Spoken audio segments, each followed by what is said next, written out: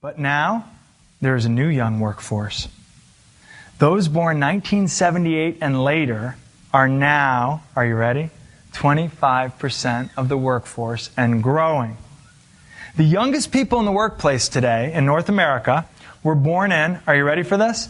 1995, with a note from their parents. So where were you in 1995?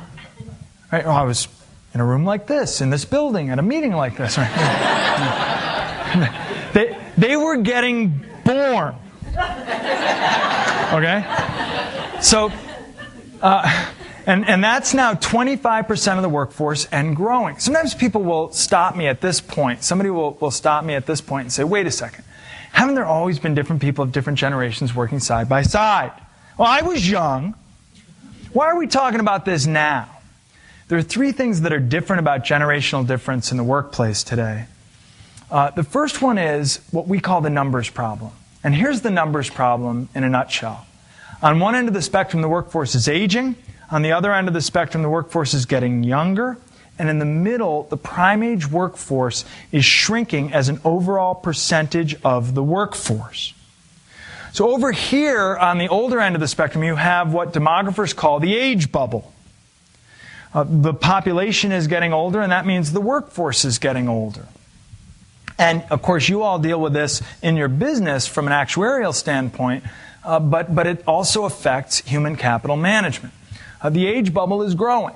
But on the other end of the spectrum, the fastest growing segment of the workforce is those born 1978 and later. And they're filling up what we call the youth bubble. And in the middle, there's a gap.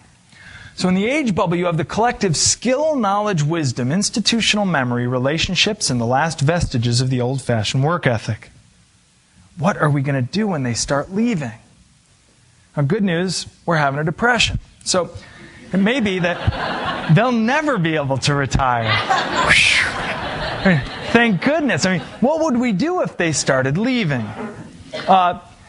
Skill, knowledge, wisdom, institutional memory, relationships, and the last vestiges of the old-fashioned work ethic. That is the value proposition that lives in the age bubble. Over here in the youth bubble, there's a whole new attitude coming to work. And in the middle, there's a gap. And the numbers problem has implications for the whole range of human capital management issues. So on the oldest end of the spectrum, the issues are knowledge transfer and flexible retention. On the youngest end of the spectrum, the issues are attraction, selection, onboarding, up-to-speed training, performance management, rewards, incentives, and a different kind of retention issue. The retention issue on the younger end of the spectrum is what we call the development investment paradox. And here's the development investment paradox. It goes like this. You bring in talented young people, you have to develop them. The more you develop them, the more valuable they are. The more valuable they are, the more they're in danger of selling your development investment in the free market to the highest bidder. And you say, oh, well, everybody's keeping their cards close to the vest right now. Yeah. So what you need to be worried about is what we call the pent-up departure demand that is building up in the youth bubble, soaking up your development investment. Got to worry about that. Now, in the middle, the big issue is mid-level leadership and bench strength for senior leadership. Because so much of the day-to-day supervisory burden occurs in the middle of the spectrum. And that's where there's a lot of people who are in positions of supervisory responsibility, they just don't do any supervising. They want the business card, but they don't want the day-to-day hassles of managing.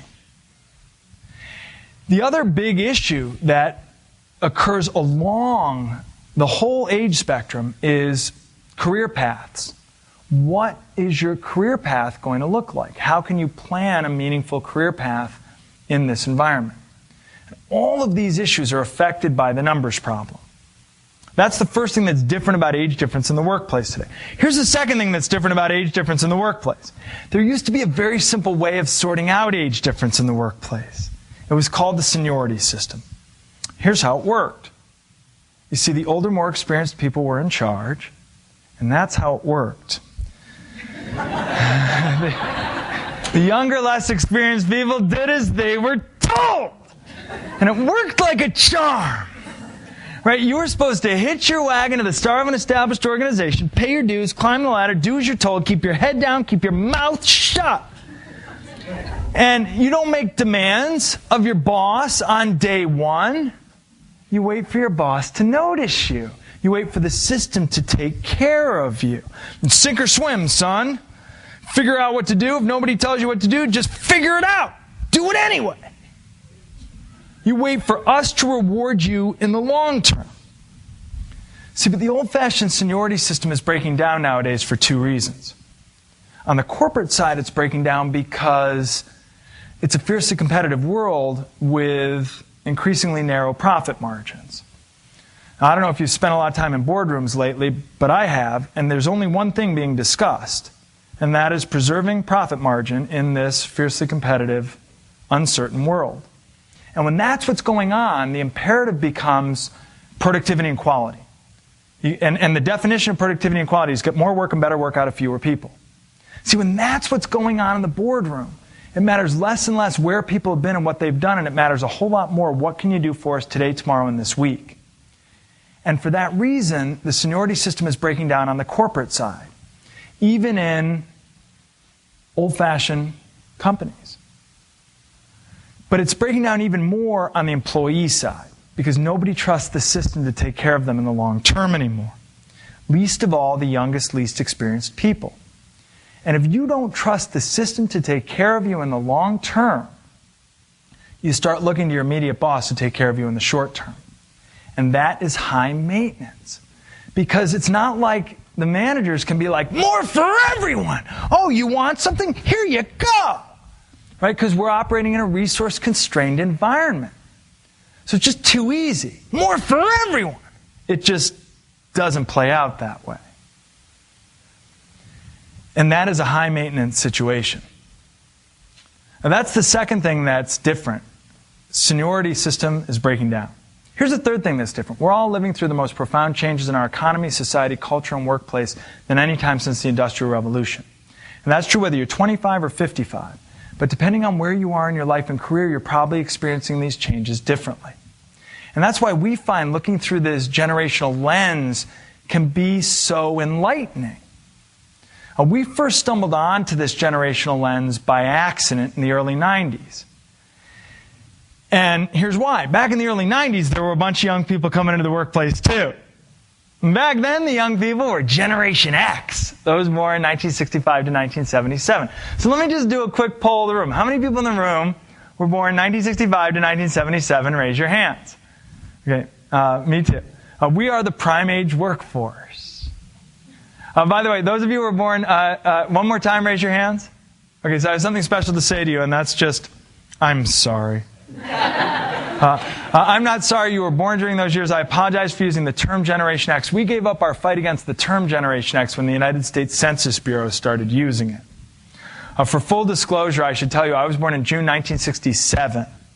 For the baby boomers in the room, that was the month that Sgt. Pepper was released. Little perspective. Okay. But think back to the early 90s. Okay? Back in the early 90s, we were the young people coming into the workplace. And think back. Are you thinking back? Yeah, okay. So when we were coming into the workplace, the older, more experienced people were looking at us and saying, you got some attitude, kid. Remember? Right? You're disloyal, you have a short attention span, you don't want to work as hard, you demand immediate gratification, you want everything your own way, and you want it right now. Remember? Sound familiar? See, there's a long-range term of art we use to describe this phenomenon. We call it kids today. And sometimes people say to me, well, wait a minute. Is this new young generation really different? Or are they just young? How much of this is just about the life stages that everyone goes through? One of the things we do in our research is we try to look at where do the natural life stages intersect with the accidents of history that make each generation a little bit different. Because what makes each generation a little bit different is just a bunch of accidents of history. So Gen Xers, we were the young people in the early 90s. And the accidents of history that shaped us were we grew up in the 70s when society's great institutions were being discredited and they were faltering. Cities and schools, the police, the military, religious institutions. When Generation Xers were growing up, the message was, you're on your own, kid. You can't rely on institutions to take care of you. And Generation Xers were the great unsupervised generation. We made the latchkey into a metaphor. Because our parents were more likely to both be working, our parents were less likely to stay married, and parents in the 70s just tended to be more permissive. And then when Gen Xers got into the workplace, it was the late 80s and the early 90s. Remember what was happening in the late 80s and early 90s? Think back. It was downsizing, restructuring, re-engineering. And so when Gen Xers got into the workplace in the late 80s and early 90s, the message rhymed with the message we had when we were growing up. You can't rely on institutions to take care of you. When we were coming into the workplace as a generation, the message was, you'll have to take responsibility for your own success. And then they were surprised when Gen Xers were like, oh, you want me to take responsibility for my own success? Well, I don't want to work on Thursdays. And can I bring my dog to work? And the older, more experienced people say, well, where do you get this attitude? But whose idea was this? See, it wasn't Gen Xers. Whose idea was this?